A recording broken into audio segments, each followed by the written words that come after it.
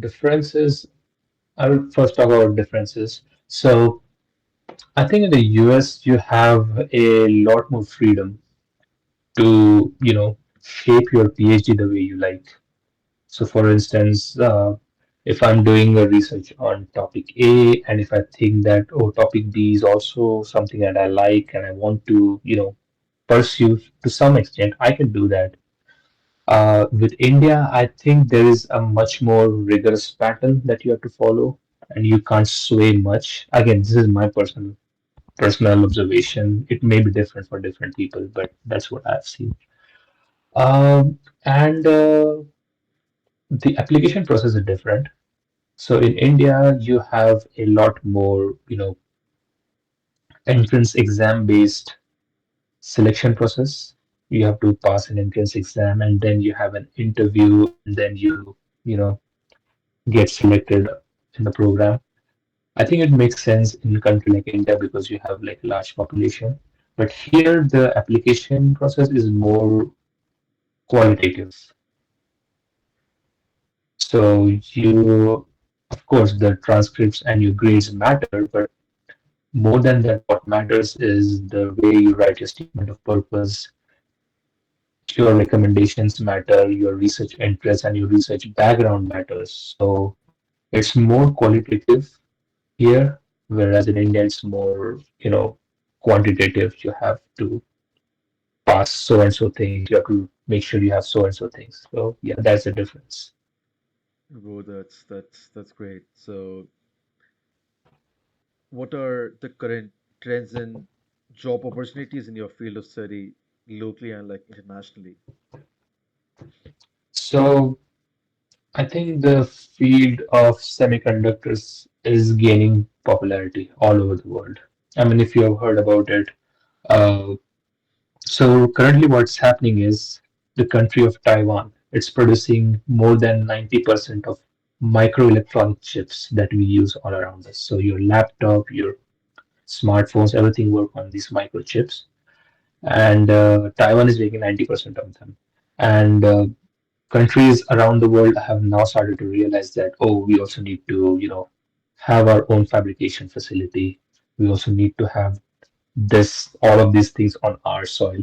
So based on that, the US have passed a CHIPS Act in 2022, under which they are investing a lot of money in, setting up semiconductor industry all over the US. And I think the similar thing is being done by European countries. Even India is investing a lot of money in, fabrication of these chips. So overall, I would say that it has a pretty bright future. The industry of semiconductors and everything. And yeah, it's not just local, but also global. Globally, it's going to pick up a lot of pace, I would say. That's cool. So, what kind of like jobs can one do after like doing like a PhD in like your field, which is like semiconductors? So, do you think that you can go and work in like companies like NVIDIA or like Intel and work with them like in chip manufacturing or like just designing of the chips and then like in further like doing the GPUs and the computational part? Right. So when it comes to semiconductor industry, there are two things. One is the fabrication, second is the designing. So companies like Qualcomm, Nvidia, they just do designing of the chips. They don't fabricate them. My research is more focused on fabrication of these chips.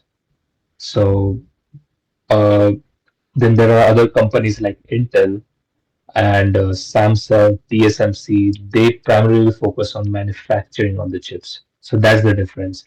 Uh, yeah, I think it is not very difficult to switch between these two.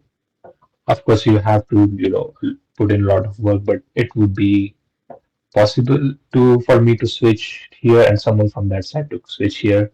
But more or less, yeah, I think right now like companies like TSMC is investing a lot of money in the US. They are currently building a plant, a semiconductor plant in the state of Arizona itself, like very close to Phoenix.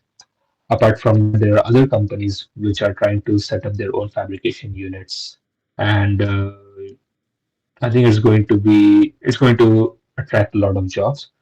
After the PhD, you asked me. So there are multiple roles that you can go for after PhD. So, as far as job opportunities are concerned, I think you can work as an R&D scientist in industry. So, there are multiple avenues that open after PhD. One is you can work in industry. The second option is you can work as a professor. You can join academia, become a professor, and lead your own research group. The third thing is about national labs. So there are national labs across the United States where the government funds them money, and they do research based on the fundings and everything. So it is more like a government job that we have in India, where you're a scientist and you're doing just the research. So there are these three main options after a PhD that one can go for.